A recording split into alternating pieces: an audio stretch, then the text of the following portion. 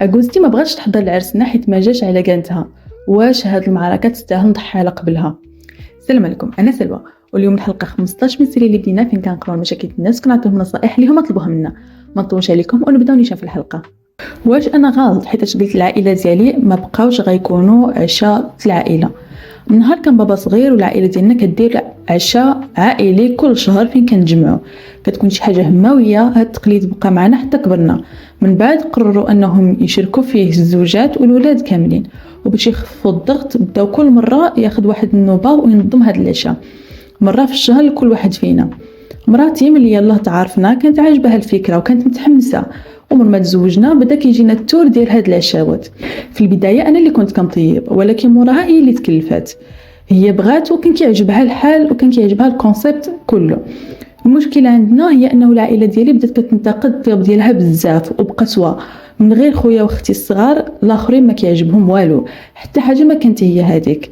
قلت لهم بلا خاصكم تكونوا ظريفين تقديرها المجهود اللي دارت. قالوا لي راه خاصها هي تبدل الوصفات نتاعها حيت هذا الشيء ما كيتكالش، والغريب انه حتى شي اطباق اللي كتحماق عليهم الوالده وكانوا كياكلوهم بزاف كانوا كينتقدوهم. بديت كنشك. جا واحد النهار اللي تفضح فيه كل شيء، فين قلت لمراتي ندير واحد التجربه. ملي كانت النوبه ديالنا عاوتاني قلت ليها قولي لهم انا اللي طيبت هاد المره. حطت ليهم الطاجين والمأكولات اشكال وانواع، وكتسمع غير تبارك الله الطياب هو احسن ما كلينا من هذه شحال.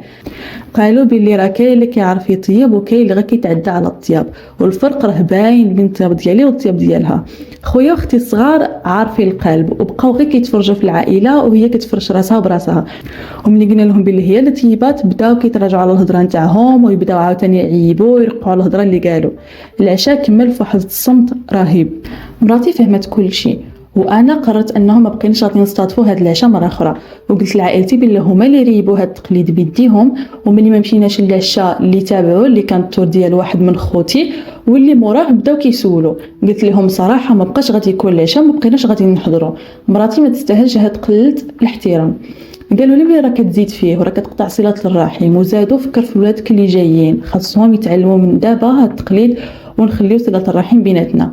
ولكن هاد اللقطه اللي داروا ما قدرتش ننساها وما فهمتش علاش هاد قله الاحترام اللي كيواجهوا مرتي بها.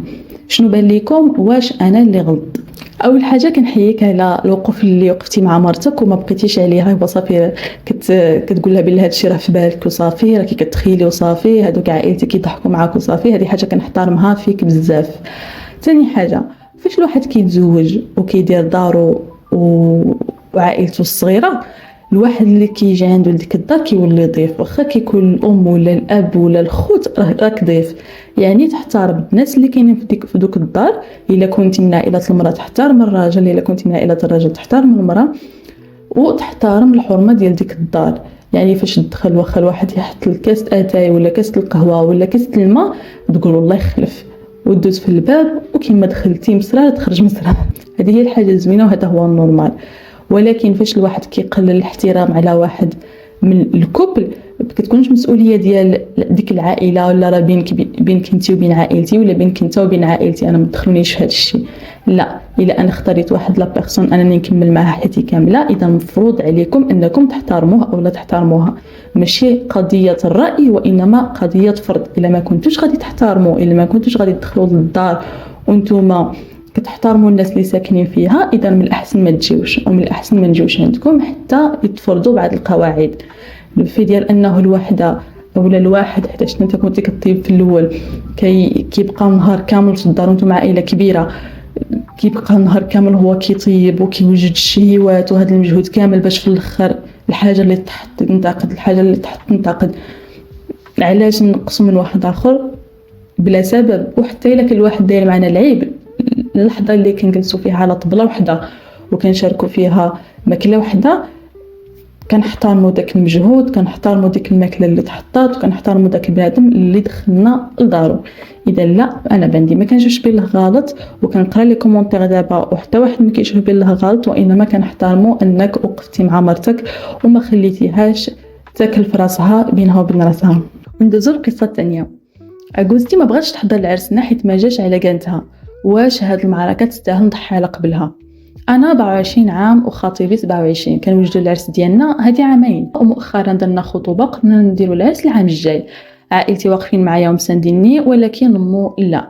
والمشكل ماشي انه ما باغانيش انا كشخص، ولكن خايفه العرس ما يجيش في المستوى وتحشم قدام الناس. هي بغات عرس كبير بزاف ومصيره نعرضوا على ناس مهمين ومغنيين معروفين ومصاريف بزاف، وهذا الشيء ماشي هو اللي بغينا انا وخطيبي، خصوصا وحنا عاد بدين في المسار المهني ديالنا. قالت لنا اجلوا العرس حتى تولي عندكم 30 عام، تولي عندكم الفلوس باش ديروا عرس اسطوري وما تحشموش بيا، وإلا ما قديتوش قالت لنا سيروا تزوجوا في بلاصه بعيده باش هي ما تحسش بالحشمه قدام عائلتها وصحابها.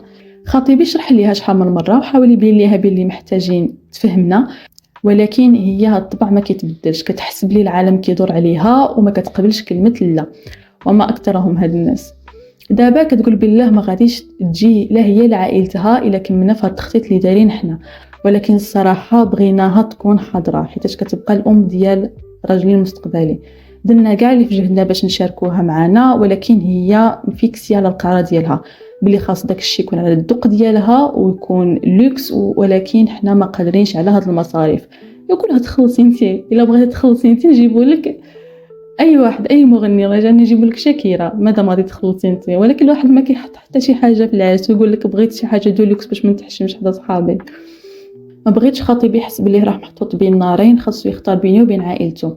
قاتلت بزاف باش نرضي والديه وهما كاشخاص ما عندهمش مشكل معايا، المشكل غير في العرس اللي ما جاش على كان تمو. خطيبي راجل مزيان وباغي يتزوج بيا سواء رضات مو ولا ما رضاتش، ولكن كيبقى كيجيني التساؤل واش غنبقى نقاتل في هذه المعركه ولا خاصني ننسى الموضوع نميك ونشوفو كنديرو نجمعوا الفلوس باش نديرو العرس اللي هي بغات.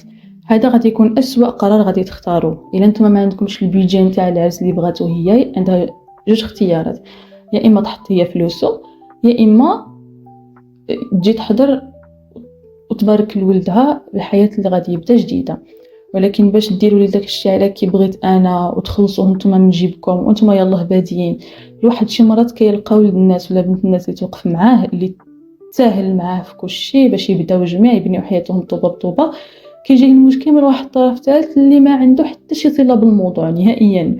لا ديروا هذه هكا ديروا هذه هكا من واحد جهه، حتى الا مشات قالت لكم انا غادي نعطيكم الفلوس وديروا هذا العرس اللي صراحه ما كنصحكش نهائيا تقبليه، حيت اللحظه اللي كيعطيك شي حد فيها الفلوس على قبل شي حد من هو راه كيعاونك، يعني الا وراه كيولي عنده تحكم النهائي في كاع القرارات. ما غاديش يبقى عرسك، غادي يولي عرسها هي وشنو بغات هي وتشاوروا معها هي حتى هي اللي خلصات.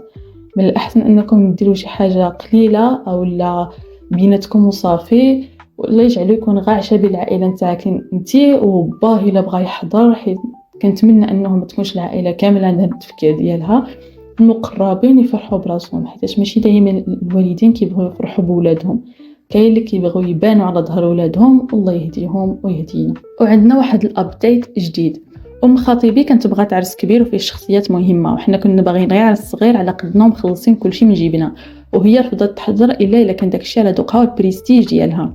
دوزنا ايام وهي تواصل معايا شخصيا، قالت لي بلي راه ما راضياش على هذا الزواج حيت كتحس بلي ولدها مازال ما مستقرش ماديا، حيت يلاه بادي وللعلم راه حنا بجوج مستقلين ماديا وحنا اللي هازين كاع مصاريف العرس. جاوبتها بكل ادب، قلت لها بلي كانت اسف حيت كتحس هكا، ولكن اكدت لها بلي انا ماشي عبء مادي على ولدها وعندي طموح مهني وباغا نبني مستقبلي حتى انا. وقلت لها بلي حنا بجوج خدامين على اهدافنا وما كاين حتى سبب يخلينا ناجلوا العرس. هاد الهضره زادت شعلات العافيه. عيطات لخطيبي بقات كتغوت عليه بشكل هيستيري لمده 3 سوايع وكتقول بلي انا قليله الادب حيت قلتي لها راه حتى انت خدامه وهزه راسك براسك. فاش رجع للدار كملت عليه الغوات وبدات كتعاير فيه بسميات خايبين، وزيد عليها خلات خوه جالس كيشوف هاد التكرفيس كامل وما كاين اللي يدافع عليه.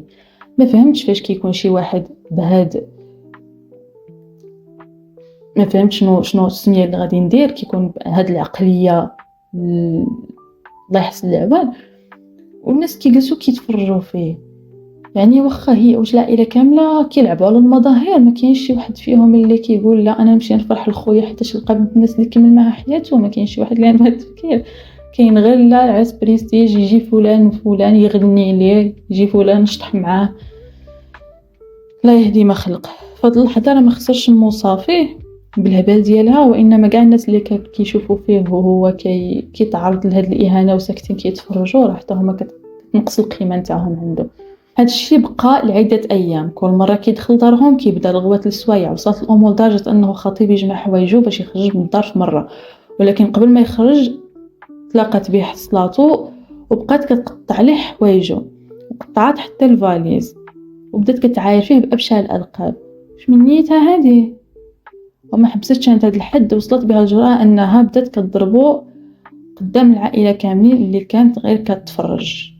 انا باقي مصدومه كيفاش الامور طورت بهذه السرعه والوحشيه. هذا الشيء طرا فجاه وبشكل عايش بزاف، لدرجه انني خديت الطياره، كنت مسافره ورجعت في قل 24 ساعه للمدينه اللي احنا فيها، ومشيت تلاقيتو نيشان، وكنت مخلوعه ومرعوضه وعارفه باللي محتاجني في ذاك الوقت، وكون بقيت بعيده ما كنت ندير والو ونموت بالفقصه نتاعي. دابا هو ما رجعش لدارهم نهائيا، راه مع واحد صاحبو قررنا نتزوجوا عند العدول وصافي، بلا عرس وبلا جوقه. باقا ما قدرش ننتقل لهاد الروينه كامله بدات حيتاش بغات عرس بريستيج. كيبقى فيا الحال فاش كنشوف فين وصلت الامور، ولكن على الاقل حنا واقفين مع بعضياتنا ويد وحده.